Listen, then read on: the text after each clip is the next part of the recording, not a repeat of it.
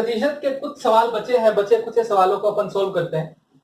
अंगूरी भाभी अपनी आय का 60% खर्च करती है।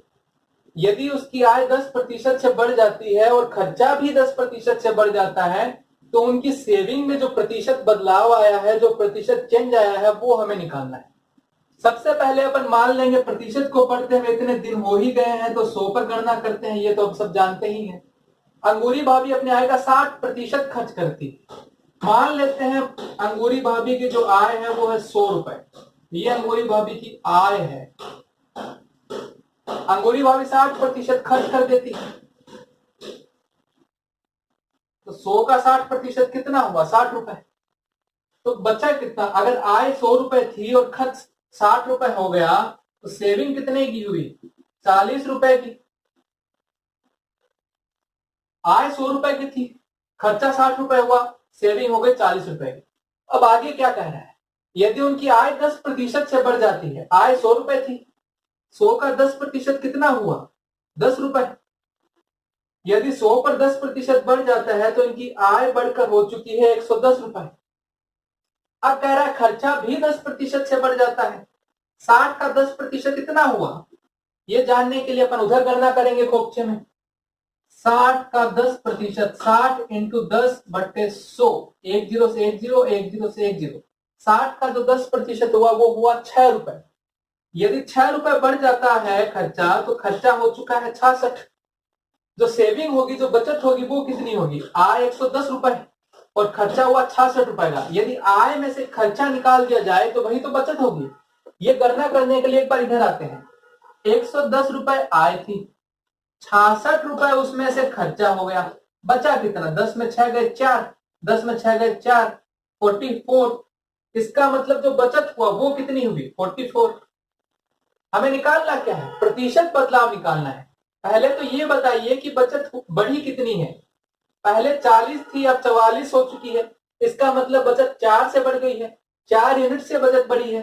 तो बचत कितने प्रतिशत बढ़ी है? प्रतिशत निकालने का तरीका क्या? बचत बढ़ी कितने से? 4 यूनिट से। कितने यूनिट पर बढ़ी? इसका मतलब हुआ 40 यूनिट पर बढ़ी। पहले भाई 40 थी, इसका मतलब 40 यूनिट पे तो बढ़ी होगी 4। जो 44 हो चुकी है वो 40 से ही तो हुई है। इसका मतलब जो बदलाव आया है वो आया है 4 का। और कितने यूनिट पर बदलाव आया है? 40 यूनिट पे। इसको प्रतिशत में बदलना हम सीख ही चुके हैं बेसिक क्लास में। 4/40 गुणे 100, यही तो बदलाव आया है। अब इसको सोल्व करने की कोशिश करते हैं। 10 से 10, 4 से 4। जो बदलाव आया है वो आया है 10% का। यही हमारा उत्तर हो जाएगा। अगला क्वेश्चन देखते हैं। किसी परीक्षा में 65% विद्यार्थी गणित में पास हुए, 48% विद्यार्थी फिजिक्स में पास हुए और 30% विद्यार्थी ऐसे थे जो दोनों में ही पास हो गए। कितने प्रतिशत विद्यार्थी दोनों में फेल हुए? इस प्रकार के प्रश्नों को हम वेन डायग्राम से सोल्व करते हैं। वेन डायग्राम क्या होता है एक बार बताता हूं थोड़ा सा। ये देखिए, मान लीजिए 65% विद्यार्थी गणित में पास हुए। ये हमने एक सर्किल बनाया जो कि गणित को रिप्रेजेंट करता है। 65% विद्यार्थी ऐसे थे जो गणित में पास हुए। अब कितने प्रतिशत विद्यार्थी ऐसे थे जो फिजिक्स में पास हुए? मान लेते हैं 48। मान लेते क्या है, क्वेश्चन में ही दिया है 48% विद्यार्थी ऐसे थे जो फिजिक्स में पास हुए। अब कह रहा है कि 30% विद्यार्थी ऐसे थे जो दोनों में पास हुए। ये हमारे पास मैथ्स का सर्किल है, ये हमारे पास फिजिक्स का सर्किल है।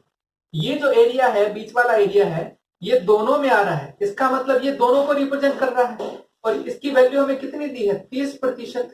क्वेश्चन में कह रहा है 65% विद्यार्थी गणित में पास हुए, 48% फिजिक्स में पास हुए। ये जो सर्किल है ये मैथ्स को रिप्रेजेंट कर रहा है। इसका मतलब इस सर्किल में आएगा 65%। ये वाला जो सर्किल है ये फिजिक्स को रिप्रेजेंट कर रहा है। इसका मतलब इसमें आएगा जो विद्यार्थी फिजिक्स में पास हुए, जो कि 48% दिया है। अब जो दोनों का जो कॉमन पार्ट है वो रिप्रेजेंट कर रहा है जो विद्यार्थी मैथ्स और फिजिक्स दोनों में पास हुए, वो है 30%। यदि 65% विद्यार्थी मैथ्स में पास हुए और जो दोनों में पास हुए वो 30% है। इसका मतलब 65 में कुछ विद्यार्थी ऐसे भी रहे होंगे जो कि फिजिक्स में पास हुए और वो विद्यार्थी कितने हैं? 30%। तो 65 में से यदि 30% घटा दिया जाए तो 35% विद्यार्थी ऐसे होंगे जो केवल गणित में पास हुए हैं। क्वेश्चन में हमें दिया है 65% विद्यार्थी मैथ्स में पास हुए हैं और 48% फिजिक्स में पास हुए हैं। 65% में से कुछ विद्यार्थी ऐसे भी रहे होंगे जो कि फिजिक्स में भी पास हुए होंगे और मैथ्स में भी पास हुए हैं। वो कितने हैं? वो दिए हैं क्वेश्चन में 30%। तो इसका मतलब ये हुआ जो विद्यार्थी केवल गणित में पास हुए वो हुए 35%। अब इधर चलते हैं, फिजिक्स में पास हुए वो थे 48%। अब इस 48% में से कुछ विद्यार्थी ऐसे भी रहे होंगे जो कि दोनों में पास हुए हैं, जो कि मैथमेटिक्स में भी पास हुए हैं, वो थे 30%। तो 48 में से 30 घटा दिया जाएगा तो कितना आया? 18%। ये टोटल हमारे पास वैल्यू कितनी है? जो गणित में पास हुए वो थे 35%, जो फिजिक्स में पास हुए वो आ गए 18%, जो दोनों में पास हुए वो कितने आए थे? 30%। इन दोनों को यदि, इन तीनों को यदि ऐड कर दिया जाए हमारे पास वो विद्यार्थी आ जाएंगे जो कि कुल पास हुए थे। 35 18 प्लस 30 कितना हुआ? 83%। इसका मतलब जो कुल मिला के विद्यार्थी जो पास हुए थे वो थे 83%। यदि 83% विद्यार्थी पास हुए तो फेल कितने प्रतिशत हुए? टोटल था 100 और 83% उसमें से पास हो चुका है तो बचा कितना? 17%। इसका मतलब 17% विद्यार्थी ऐसे थे जो कि दोनों ही विषयों में फेल हो गए थे। यही हमारा उत्तर हो जाएगा। यह हमारा प्रतिशत टॉपिक का अंतिम सवाल है। यदि कोई विद्यार्थी 25% स्कोर करता है तो वह 210 मार्क्स से फेल हो जाता है। यदि वह 55% स्कोर करता है तो वह पासिंग मार्क्स से 240 नंबर ज्यादा स्कोर करता है। पासिंग मार्क्स ज्ञात कीजिए। हमारे पास डेटा क्या क्या दिया है? 240 ज्यादा स्कोर करता है यदि 55% उसका स्कोर रहता है।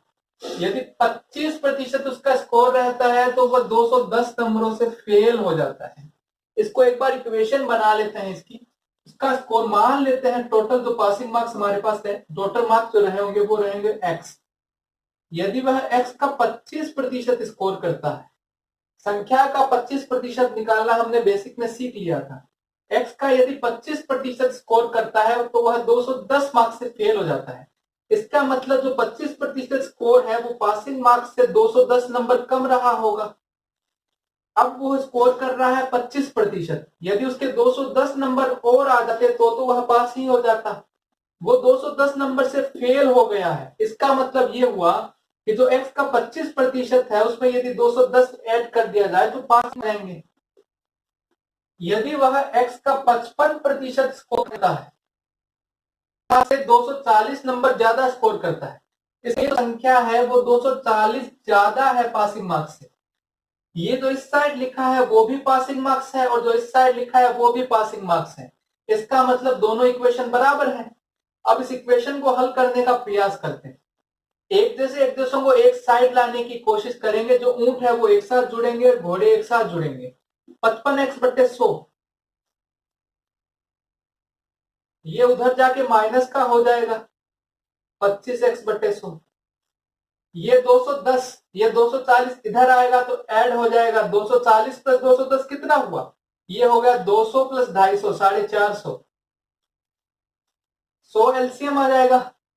एलसीएम आने के बाद कितना बचा? 55 माइनस 25 कितना हुआ? 30 बराबर 450। तो 30x/100 यदि 450 है तो 30x की वैल्यू कितनी हो जाएगी? 450 गुणे 100। 30 अब बट्टे में चला जाएगा।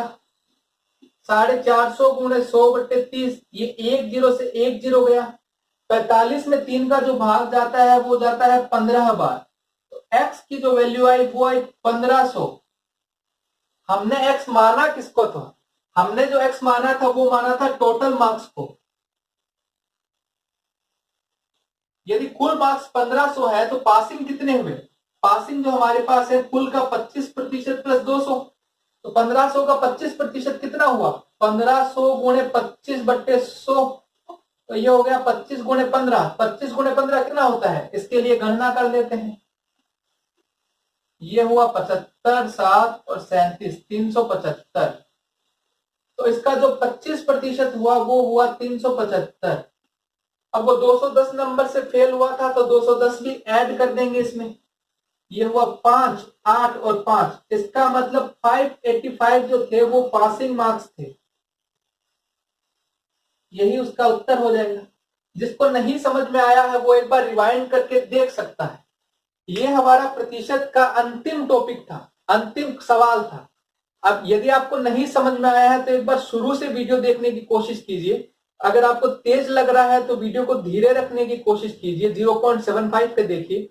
यदि ऐसा लग रहा है कि जहां पर आपको ऐसा लगे आपका समय खराब हो रहा है, वहां पे आप फॉरवर्ड कर लीजिए। प्रतिशत के जो मेन सवाल थे, कुछ टाइप छूट गए हैं, लेकिन कुछ टाइप वो इतने इंपॉर्टेंट नहीं थे जो एग्जामिनेशन में नहीं आते हैं जनरली। अगर ऐसा लगेगा हमें कि बाद में प्रतिशत में वो सवाल ऐड करने चाहिए तो बाद में हम वो टाइप भी ऐड कर देंगे।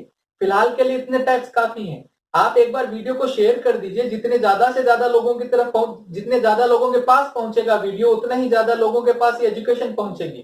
प्लीज शेयर कीजिए।